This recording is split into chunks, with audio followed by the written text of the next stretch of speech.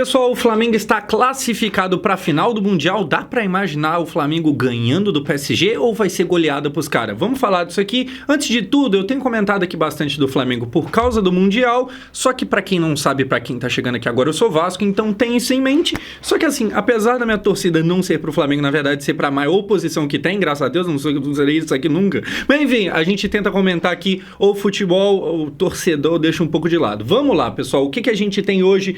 Começando falando do Flamengo na escalação, isso aqui é o que o Filipe Luís coloca em campo. E o que a gente tem de novidade aqui são 3 pontos. O primeiro deles, eu até anotei, sai o Léo Ortiz e entra o Danilo. Eu procurei saber, parece que o Léo Ortiz ainda é entendido como alguém que está tentando se recuperar 100%, e já que tem o Danilo no banco, eles optaram, o Filipe Luís optou, achou melhor por colocar o Danilo. Aparentemente acerta de novo, porque faz mais um gol de cabeça, assim como tinha sido na final da Libertadores. Vamos chover numa olhada aqui, vamos repetir pela 15ª vez. Essa é a vantagem de ter um bom elenco. Outra alteração, sai o Bruno Henrique do ataque, que tinha jogado muito mal no primeiro jogo. E aqui, cara, eu avisei de ser vascaíno para caso você não saiba, eu ser justo com você para você saber. E normalmente eu costumo elogiar até demais o Flamengo, porque eu acho difícil você se propor a falar de Flamengo nos últimos anos e não ter muito mais o que elogiar do que criticar. Só que hoje eu vou pegar um pouquinho mais pesado, tá ligado? Mas enfim, o Flamengo que tinha jogado um joguinho meio marromenos na primeira partida no Mundial, hoje tira o Bruno Henrique. Eu acho que era até uma alteração meio óbvia ali, porque eu já não tinha gostado do jogo dele no primeiro dia, e aí hoje no segundo jogo o Filipe Luís tira, e no mais, que mais que muda? Entra Little Onion, que tinha dado ali um baita de um passe muito importante pro segundo gol do Flamengo, o Cebolinha, entra no lugar de quem? Do Samuel Lino. Eu não sei se tem alguma questão física e tal, papapá, eu sinceramente acho que não. O Samuel Lino, ele ainda consegue aparecer hora ou outra entre os jogadores titulares, tá ligado? E eu falo isso porque numa dessa, vai que eu critico ele aqui e chega na hora da final e ele tá lá entre os titulares, pode ser que isso aconteça, mas no geral, cara, quem vai ganhar a vaga aqui hoje, que é um dia muito importante, o Cebolinha, que era um cara que já tava meio que de lado e tal, e assim, o Samuel Lino, até quando a gente não vai lidar com ele sem levantar a pauta de o Lino é uma decepção no Flamengo? Eu acho que se não fosse o preço que fosse pago, não era uma discussão pra se ter, tá ligado? Porque ele não chega a ser tão horroroso. Se você... Tão horroroso é foda, que defesa é essa, tá ligado? Ah, ele não é tão horroroso, não. E é foda porque assim, se você pegar pra ver com atenção mesmo, ele ajuda muito marcando, ele cumpre uma função tática que tem grande valor. Não à toa, o mesmo Filipe Luís que acerta direto, achou por bem colocar ele como titular na final da Libertadores. Agora sim, ofensivamente, principalmente no que se trata de gols e assistências, cara, ele deve bastante, ele tem a parada de não conseguir decidir jogos, e quando agora eu decido criticar ele, eu tô meio que criticando um comentário que eu mesmo fiz no passado, porque principalmente naquele 8-0, naquela fase ele tava jogando muito bem, eu até cheguei a falar de seleção brasileira, só que eu já tive tempo de depois meio que corrigir aqui a rota, e eu acho que considerando o tanto que é pago, mas não deve considerar, porque o preço não tem nada a ver. Tem, normalmente o jogador quando é muito caro ele é mais cobrado, pô. Assim, se o Gabigol recebesse 1/3 do salário dele, ninguém falaria tanto dele tá mal mais uma vez lá no Cruzeiro, mas a gente fala porque ele recebe muito. Então assim, o Lino é uma decepção? Eu não sei, mas se continuar da forma que tá indo, meio que será. Se não uma decepção completa, vamos colocar aqui um termo mais tranquilo. É um custo-benefício que eu não sei se é dos melhores. Dessa forma a gente fica mais de boa. Então vamos lá. Enfim, o Cebolinha entra porque tem jogado muito bem, mais ou menos um mês e meio aí. É uma escalação que eu acho bem justa. E o que eu falei de pegar mais pesado, não é nem isso aqui não. Fica aqui comigo que você vai entender. Começa o jogo e o que a gente tem? A gente tem, se eu não me engano, o próprio Cebolinha chegando aqui no gol. Para começar, o Flamengo começou a partida muito bem. Diferente do que tinha sido contra o Cruz Azul, que era um time mais enjoadinho, tá ligado? O Pirâmide se mostrou um time bem porcaria. A real é essa, é um time que, vamos ser sinceros, ninguém aqui conhece, ninguém conhecia. O Luiz Henrique, técnico do PSG, perguntado entre o que você prefere pegar na final, o Flamengo ou o Pirâmides? Ele falou Flamengo, porque, cara, o Pirâmides eu nem conheço. Desculpa, ele falou Pirâmides, porque o Flamengo eu conheço mais ou menos, né, campeão da América Latina. O Pirâmides eu nem sei quem que é. Assim, nem o Luiz Henrique conhece o Pirâmides. Quem sou eu ou você pra conhecer, tá ligado? Mas enfim, por causa disso o Flamengo começa bem no jogo, pressionando e tal. E aí vai acontecer o quê? O gol 1-0. Da mesma forma como tinha sido na Libertadores, bola parada, jogada aérea, e aí o que acontece? De novo, a Arrascaeta cobra, ela vem certinha no Léo Pereira. Eu já ia falar Luiz Pereira, minha mente tá me abandonando aqui. No Léo Pereira, e ele faz o gol. Cara, o Léo Pereira, se a gente acabou de falar mal do Samuel Lino, o Léo Pereira eu acho que dá pra gente inverter assim. Que reviravolta é o Léo Pereira no Flamengo? Eu lembro aqui, porque já tem um bom tempo que eu acompanho o Flamengo aqui no canal, eu lembro do pessoal, quando ele chegou e aquelas primeiras temporadas foram bem ruins, eu lembro do pessoal apelidando ele de Léo Peneira, porque era cheio de buraco, tudo passava, ele dava brecha à torta e à direito. E aí o tempo foi passando e já faz muito tempo que isso caiu por terra. Já faz muito tempo que ele joga muito bem e agora o cara tem feito até gols em dias importantes. Salvo engano, esse foi o 6º gol dele só nessa temporada, o que seria uma baixa quantidade de gols, se a gente estivesse falando de um atacante. Ele é zagueiro, o que não é baixo. Assim, é um cara que deu uma volta por cima impressionante. Ele foi titular nessa Libertadores de agora. Ele, se eu não me engano, estava também titular na Libertadores de 22. Eu só não cravo ele aqui como ídolo do Flamengo, primeiro porque eu não sou torcedor, segundo porque eu acho que a análise de ídolo no Flamengo, a régua tá meio alta, tá ligado? A gente conversou no meio dessa semana sobre o Verratti, se o Vasco ganhar a Copa do Brasil, virar ídolo ou não, e eu falei que pra mim, sim, não só por causa da Copa do Brasil, mas por tudo que ele representou lá em 23, da gente não cair e tal, e querendo ou não, cara, a idolatria é uma questão de régua, é uma questão de comparação também. E aí no Flamengo, eu acho que pra você, de fato, ser cravado como ídolo, querendo ou não, isso aqui é um elogio ao Flamengo, a régua tá mais alta. O que é essa régua mais alta? Cara, num lugar que tem o Gabigol fazendo tudo que fez, o Arrascaeta, até o próprio Pedro e tal, fica mais difícil para você ocupar esse lugar. Mas vai ter gente, que talvez seja o seu caso, que já coloque o Léo Pereira como ídolo. E é bizarro que era um cara que quando chegou virou piada, teve um apelido para ser meio que caçoado e tal, porque ele jogava mal, deu a volta por cima, faz o gol. Outra coisa, esse aqui nunca foi zoado em momento nenhum, o Arrascaeta, que dá mais um passe, tinha sido assim na Libertadores, ele mais uma vez é importante, ele mais uma vez é crucial, ele mais uma vez faz a diferença. O que seria do Flamengo nesses últimos anos se não fosse a Arrascaeta, tá ligado?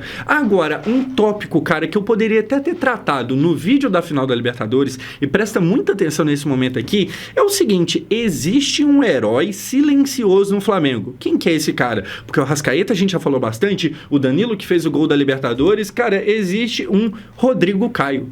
E aí você fala, o Rodrigo Caio, mas o Rodrigo Caio tá aposentado, o que tem a ver o Rodrigo Caio? Bom, caso você não saiba, o Rodrigo Caio segue trabalhando no Flamengo, agora na comissão do Felipe Luiz, e o Rodrigo Caio, ele é quem? Ele faz o que lá? Ele é o responsável por treinamento de bola parada. E como tem sido importante a tal da bola parada pro Flamengo. Se você pegar o gol do Danilo na final da Libertadores, que é um gol de bola parada, ele tem todo ali um planejamento e tal, a defesa do Palmeiras fica perdida porque existe ali um claro movimento proposital do Flamengo para confundir eles. É um time muito bem treinado nesse quesito e isso tem dado resultado. E aí, cara, se você é da galera que acompanha o futebol meio marromeno e tal, você fica, nossa, mas treinador de bola parada, mas assim, isso é nada a ver. Cara, pior que não. Talvez vai ter gente aqui que vai ouvir esse termo, sabe? Saber da existência de um cara que treina só bola parada, o cara que é o responsável disso. Talvez vai ter gente ouvindo isso aqui pela primeira vez e vai falando, pô, nada a ver. Cara, pior que no futebol mundial, isso é cada vez mais comum. Lá no Arsenal tem um cara que é o treinador deles que chega até a ser famoso e tal, o nome do cara é conhecido. Isso no futebol moderno é cada vez algo mais do dia a dia. No Flamengo, esse cara, o responsável é o Rodrigo Caio, e o Rodrigo Caio se mostra mais uma vez muito importante. Tinha sido assim na Libertadores, hoje mais uma vez, gol com bola parada, e aí o cabeceio muito bom do Léo Pereira, e assim também, tá? Colocando novamente o fator jogador em campo, se você tem um baita treinador, mas você não tem jogador, material humano, igual o pessoal gosta de falar, se você não tem um bom jogador para executar o que foi treinado, não adianta. E aí, quem que é o bom jogador aqui que tá conseguindo executar tudo muito bem? O danado Arrascaeta, que não para de acertar, sabe? O Arrascaeta que coloca a bola no lugar que ele quer. Mais um gol muito importante, 1-0 aqui. Porém, depois, o que a gente começa a ter? A gente começa a ter o tal do Pirâmides, cara, nessa bola aqui, por exemplo, levando um certo perigo. E aí, qual que é o ponto aqui? Eu acho que o Flamengo não era para se permitir tanto, tá? Acabou que essa bola foi parar na mão do Rossi, e aí você pode pensar, mas então nada a ver, então nem levou tanto perigo assim. Depois, logo na sequência, tem mais um lance, a bola tá aqui, repara o perigo deste cenário, e só não aconteceu o gol, por quê? Porque o Rossi estava lá. Mais uma vez, eu acho que o jogo do Flamengo hoje não é muito bom.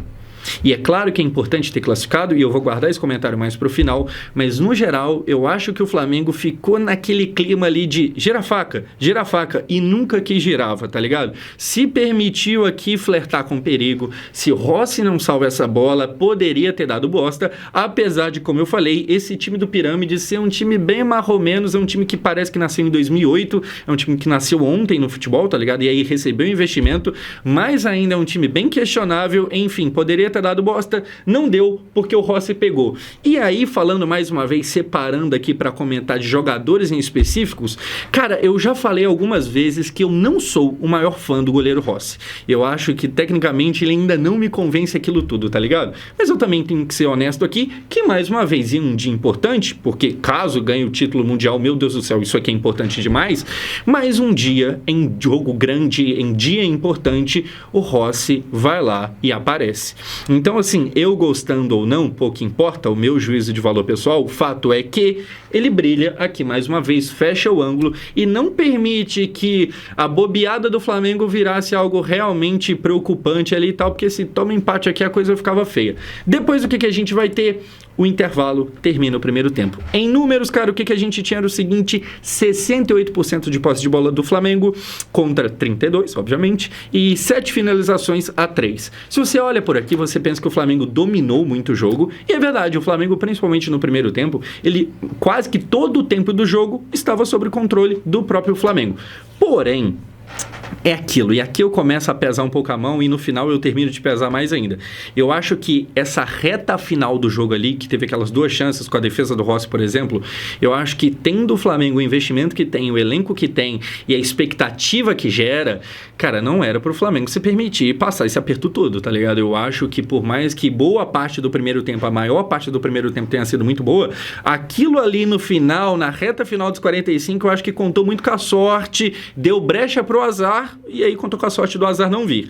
Mas enfim, eu acho estranho. E eu falo isso aqui, eu falei a parada do Vascaíno, tá aqui a Cruz de Malta, porque, cara, se você me conheceu agora ou há muito pouco tempo, você pode achar que, não, lá vem o Vascaíno achar qualquer coisa pra criticar e tal. E, cara, na real, eu sou muitas das vezes criticado por não falar mal do Flamengo, sabe? Não criticar tanto o Flamengo. Só que é aquilo que eu falei pra vocês, sendo bem sincero, eu acho que nem tem tanta coisa assim pra criticar, pelo menos não de futebol, tá ligado? Mas hoje eu achei que flertaram com azar demais, quase que deu bosta, mas enfim, foi isso. No segundo tempo, o que a gente tem? O gol do Danilo, com mais um gol de bola parada, mais uma vez o Danilo, e de novo quem é que bate a falta? Olha só, a Arrascaeta vem com a bola aqui mais uma vez, cobra lá, o Danilo vem de cabeça e faz o gol, e tá aqui o Adriano vendo na Cazé TV, o Danilo sai comemorando aqui. Parabéns, Danilo, confirmado na Copa de 2026. Se a gente tinha alguma dúvida aí, tá ligado? É Richarlison fazendo gol lá no Tottenham e Danilo em boa fase no Flamengo. Pra quem não queria ir, parabéns, Danilo está na Copa. Enfim, cara, baita cabeceio, tá? Foi muito bem de cabeça e mais uma vez o Arrascaeta colocando a bola onde quer. O Flamengo agora sim fica um pouco mais tranquilo. O que acontecia? Pra você, talvez, que discorde de mim, que não existiu tanto perigo assim do Flamengo, não, até na transmissão da Cazé TV, que é onde eu tava vendo, o pessoal tava comentando ali de tipo assim, pô, tá muito legal, tá muito bacana, mas tem que fazer gol, porque senão dá merda. E aí, cara, nesse momento aqui, com 2-0, aí sim a coisa começa a ficar mais de boa, aí mesmo que você erre e tome um, você ainda tem mais um gol de vantagem, a coisa se tranquiliza. Os comentários aqui são meio que os mesmos que já foram feitos, que é o quê? É o Danilo aqui sendo importante, é a bola parada, é o Arrascaeta. E se eu puder levantar uma pequena crítica aqui, nenhum gol de bola rolando mesmo, tá ligado? Criando jogadas, o que eu acho meio problemático, porque o Flamengo ele é essa grife e eu talvez esperava um pouquinho mais. Enfim, o que a gente tem depois? O Bruno Henrique, pra não falar que o jogo foi horroroso, o Bruno Henrique que entra no segundo tempo, ele tem essa chance aqui, por exemplo. Mas aí você vê que até as chances que aconteceram e que poderia ter dado em gol, não deu, foi chance que veio desse lance aqui, a bola estava muito mais pro defensor do Pirâmides, mas o defensor é meio ruim, assim como o meio campo também é meio ruim. assim como o atacante também é meio ruim, assim como o time todo, enfim, ele dá mole, e aí tem a chance do Bruno Henrique, que acaba que não faz o gol. Na finaleira do jogo, ainda tem essa cabeçada aqui, que poderia ter levado perigo, mas de qualquer jeito já estava 2-0, 88 do segundo tempo, e dessa forma termina o jogo. E aí agora eu vou fazer o tal comentário pesado aqui, que também não é tão pesado assim também não, calma lá, mas o que eu gostaria de falar é o seguinte: eu tenho a impressão que o Flamengo não está jogando tão bem no Mundial. Eu acho que se você pegar para ver o primeiro jogo, ele foi mais sofrido do que deveria. O jogo de hoje, eu acho que dá pra gente considerar Pirâmides um time ainda mais fraco do que o Cruz Azul, e mesmo assim o Flamengo ficou boa parte do jogo ali flertando com eu até tenho uma vantagem, mas a qualquer hora pode dar uma bosta, a qualquer hora pode acontecer alguma coisa, e eu acho que não é isso que se espera do Flamengo. Então assim, futebol sendo analisado de forma mais fria, e você que é torcedor, não, eu tô feliz, você tem que estar feliz mesmo, você é torcedor, é que eu não torço, então eu tô aqui analisando futebol porque eu gosto dessa merda, tá ligado? Mas analisando futebol eu não sei se eu gostei tanto assim, eu não sei se eu achei tão bom, tá ligado? Agora, uma coisa tem que ser dita, e esse é o contraponto à minha própria opinião. Cara, por mais que os adversários não sejam os mais fortes do mundo, por mais que talvez o normal seria esperar mais do Flamengo por causa de todo investimento, de todo elenco que tem, cara, cada vez mais, e aqui tá o contraponto, cada vez mais, Mundial não se mostra uma coisa fácil. O próprio Flamengo em 22 caiu pro Al Hilal. Aí você pensa, não, mas o Al Hilal é um timaço. Não, era o Al Hilal de 22, que claro, já tinha um dinheiro, mas não era essa superpotência. Lá tava Ramon Dias, o técnico conhecido nosso aqui, que treinou o Vasco, inclusive. Lá tinha, sei lá, o Vieto, que até então era um dos bons lá, um dos melhores. Já tinha o Salem Al-Dassari, que é o único árabe que sabe jogar bola, tá ligado? Mas enfim, não era ainda um super Al Hilal, e mesmo assim eliminou o Flamengo. A gente viu o Palmeiras também caindo em fases iniciais de Mundial nos últimos anos, e eu falo isso aqui para mostrar que, se por um lado pode ser que seja verdade que o Flamengo não jogou tão bem, o simples fato de ter conseguido se classificar para a final já é algo, porque a gente teve também ano passado o Botafogo perdendo para o Pachuca, então talvez seja o momento da gente pensar que tá, o Brasil é legal, o nosso futebol é cada vez mais rico, mas o mundo tá cada vez mais globalizado no futebol, e talvez a distância não seja tão grande quanto foi um dia, tá ligado? Então eu dou uma opinião e eu dou o contraponto a ela. Eu meio que tento me auto-invalidar. Enfim, tem meio que isso. Eu acho que na mesma hora que a bola jogada do Flamengo não é das melhores, a gente tem que considerar isso. Agora, projeções para a final. O Flamengo tem chance de ganhar do PSG ou o PSG vai golear o Flamengo? Cara, antes de mais nada, a gente tem que ver essa notícia aqui, ó. Isso aqui. Aí você fala, o que é isso aqui? Isso aqui é a escalação do PSG para jogar hoje, agora. O PSG está em campo nesse exato momento. E aí tá, o que tem isso aqui? Se você pega essa escalação, é praticamente todo mundo reserva.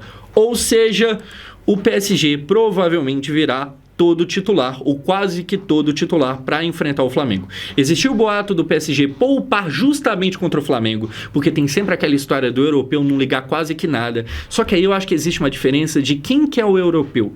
Eu acho que faz sentido pensar o Real Madrid não se importar. Até porque o Real Madrid já ganhou tudo, isso aí não importa muito para eles. Para o PSG, a coisa não é assim. Principalmente quando você para pensar de onde que vem o dinheiro do PSG, faz sentido eles quererem ganhar essa coisa. Então dá pra gente imaginar, a projeção esperada é que o PSG ele venha pra jogar com seus principais jogadores. Cara, sendo bem sincero, o normal é o PSG vencer, tá? Papo de favoritismo, e é claro que favoritismo não é previsão de futuro, mas o papo de favoritismo é do PSG. Sendo bem sincero, eu não acho também que é impossível o Flamengo ganhar não, porque apesar que venha com o time titular, cara, eles vem com o time titular, mas também não vem pra dar a vida não, tá ligado? Pra eles não é Copa do Mundo não. Pro Flamengo, pro jogador brasileiro, pro europeu não. Então assim, o normal seria o PSG ganhar, e pra mim que vejo de fora, eu vou querer analisar o seguinte, cara, em que nível que vai ser esse jogo? Porque a gente viu exatamente esse ano um Flamengo colocando o Chelsea na roda, a verdade foi essa. E aí coincidiu de depois o Chelsea até ganhar o Mundial e tal, só que aí tem uma questão que, se eu não me engano, quando o Flamengo ganhou do Chelsea, foi o Nicolas Jackson que foi expulso, que facilitou ainda mais o jogo, e no final do Mundial quem tava jogando era o João Pedro, ou seja, o Chelsea teve uma mudança, mas de qualquer forma é foda o Flamengo ter ganhado do Chelsea. Ou seja, o Flamengo é capaz de jogar de igual para igual e às vezes até vencer um europeu. Mas o normal seria o europeu vencer. Eu quero ver qual é que vai ser do jogo. Em 2019, o Flamengo pegou o Liverpool, foi um jogo bem honesto e o Firmino fez 1-0. Vai ser assim? Ou vai ser uma vitória tranquila? Ou o Flamengo vai conseguir ganhar um Mundial, coisa que não acontece desde 2012 com o Corinthians? Eu fico fico esperando, eu fico na expectativa para ver qual é que vai ser. Se você quiser falar papo de torcedor, eu sou PSG desde pequeno. Mas aí pouco importa aqui para quem que eu tô torcendo, né? Porque eu acho que é meio óbvio. Nossa, Deus, eu sou muito PSG. O PSG tem baixas, tá? Eu não sei se o Dembélé joga, porque o Dembélé, ele tá meio bichado. Marquinhos também é dúvida. Hakimi eu acho que é certeza que tá fora. Então tem uns pontos aqui e ali e tal. Só que é verdade que mesmo com os caras faltando, o PSG ainda teria uma obrigação de ganhar. Quem é que leva? Comente você aí. Eu vou ficando por aqui. Se inscreva no canal se você chegou agora, porque ainda tem essa final pra gente comentar. Tem Copa do Brasil amanhã e tem muito mais vídeos ano que vem também. É nóis, se inscreva aqui. Eu sou o Josão. Valeu!